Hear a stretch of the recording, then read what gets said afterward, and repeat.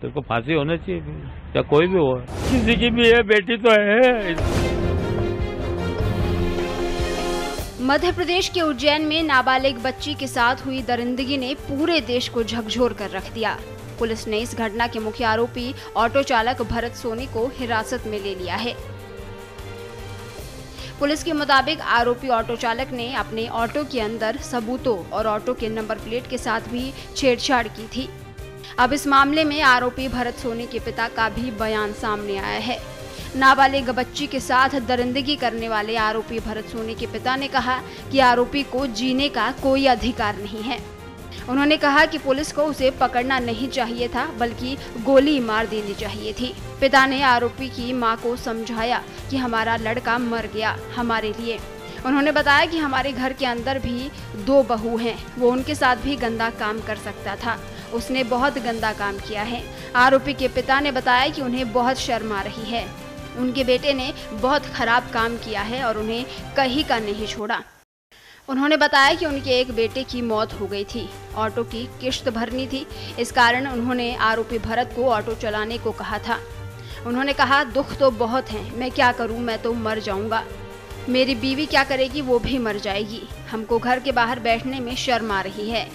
आरोपी के पिता ने उसकी मां को समझाया है कि वो उसे अपना बेटा ना कहे, वो उनके लिए मर चुका है। उन्होंने बताया कि ऑटो के पीछे छोटे भाई अर्जुन का नाम लिखा था, इस कारण आरोपी ने बचने के लिए उसके ऊपर पोस्टर चिपका दिया था।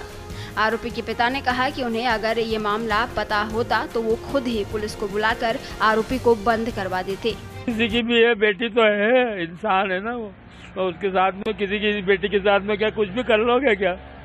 तुम्हारी मन में अर्जी चलेगी। कथा नहीं होना चाहिए बाबूजी, किसी के भी साथ में ऐसा नहीं होना चाहिए। और अपराधी को तो अपराध की सजा मिलनी चाहिए, ताकि अगला ही चक्कर अगर कोई अपराध करने का सोचे तो 50 चक्कर सोचेगा वो। ऐसा अपराध नहीं होना चाहिए, बहुत घिनौनी हरकत है ये, ऐसा होने नहीं चाहिए किसी के भी साथ में। बेटी किसी की भी हो, ये तो मानव की है ना, किसी भी धर्म की बेटी है वो, हमारी बेटी है वो। परिवार तो दूर की बात है सर, हम बाहर निकलते हैं तो हमको शर्म आती है। जघन्य और विचलित कर देने वाली इस वारदात पर आरोपी के पिता ने आगे कहा कि बच्ची के साथ हुए दुष्कर्म की घटना के बारे में मुझे पता था।